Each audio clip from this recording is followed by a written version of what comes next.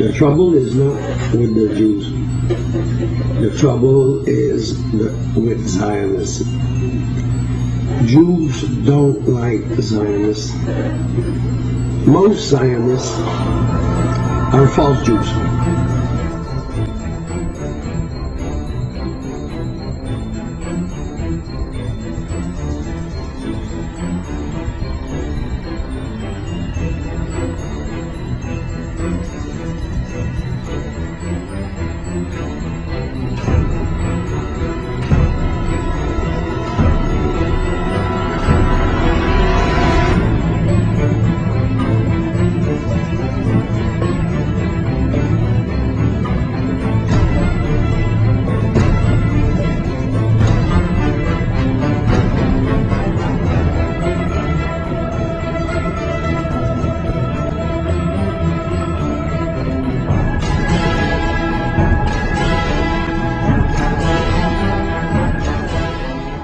Unfortunately, something new has developed in the world in the last 100 years, a new movement and ideology, and that is called Zionism.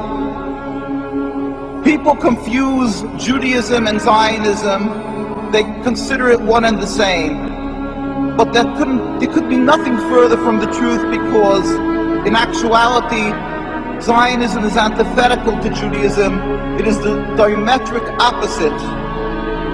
Judaism is a religion, a spirituality, to serve God, to be subservient to God, practiced by Jewish people for thousands of years, to emulate God. As in Hebrew we say, Mahu rachum af ata tehei rachum. Just as God is compassionate, you must be compassionate. Zionism is the transformation of Judaism into something new, entirely different, into nationalism, a political goal to have a land, to be a proud nation amongst nations, removing God from the equation. Judaism was the way of the Jewish people for thousands of years by all the God-fearing Jews.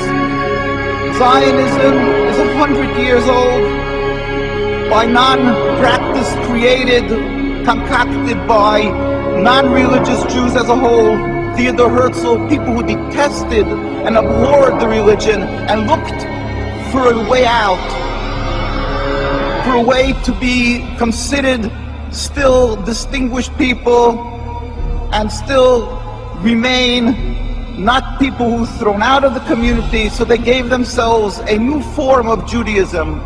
Congressman Julius Kahn presented Woodrow Wilson with a letter from three prominent Jewish Americans. They were Henry Berkowitz of Philadelphia, Max Senior of Cincinnati, and Professor Morris Jastrow of the University of Philadelphia, Pennsylvania. It read in part, "We raise our voices in warning and protest against the demand of the Zionists for the reorganization of the Jews as a national unit, to whom now or in the future territorial sovereignty in Palestine shall be committed. This demand not only misrepresents the trend of the history of the Jews, who ceased to be a nation 2,000 years ago, but involves the limitation and possible annulment of the larger claims of Jews for full citizenship and human rights in all lands in which those rights are not yet secure. We ask that Palestine be constituted as a free and independent state, to be governed under a democratic form of government recognizing no distinctions of creed, race, or ethnic descent, and with adequate power to protect the country against oppression of any kind. We do not wish to see Palestine either now or at any time in the future organized as a Jewish state." The Torah is very clear in that when there was a decree of exile for the Jewish people 2,000 years ago, we were expressly told by God that we are forbidden to try to recreate our own establishment, our own entity. We are forbidden to have a state. Even in an uninhabited land, we must accept that our being expelled from the land of Palestine and the destruction of the temple was not because of our physical lacking, but only because of our spiritual lacking, that we were not on enough of a high level of spirituality. The books of the prophets are open, anybody can see and read that.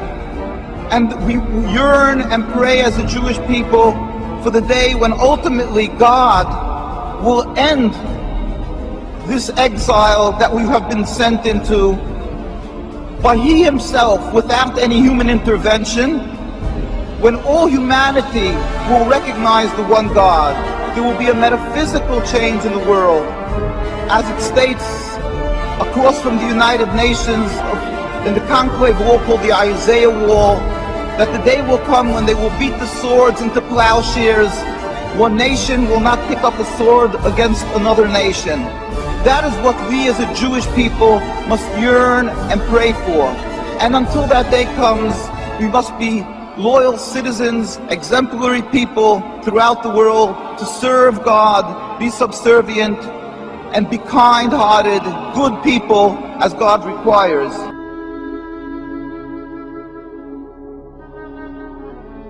I start by saying that I'm a Palestinian with strong Armenian roots, with a commitment to serve Palestine as a whole. I am a product of the Palestine that was pre the State of Israel, with a birth certificate that says Palestine.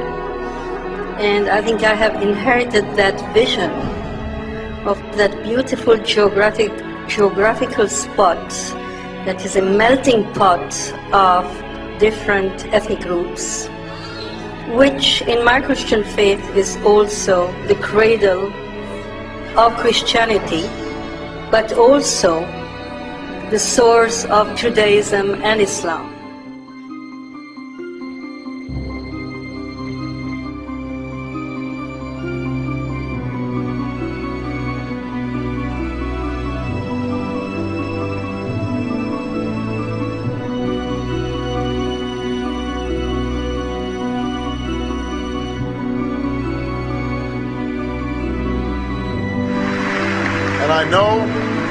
And I know that when I visit AIPAC, I'm among friends, good friends. Friends who share my strong commitment to make sure that the bond between the United States and Israel is unbreakable today, unbreakable tomorrow, unbreakable forever. I have been proud to be a part of a strong bipartisan consensus that has stood by Israel in the face of all threats. That is a commitment. That is a commitment that both John McCain and I share, because support for Israel in this country goes beyond party.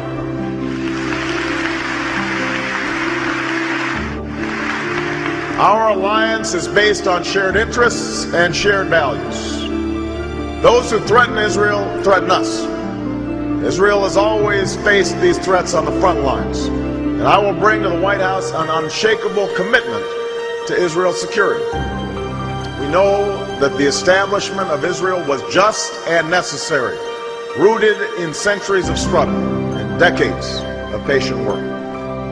But 60 years later, we know that we cannot relent, we cannot yield, and as president, I will never compromise when it comes to Israel's security.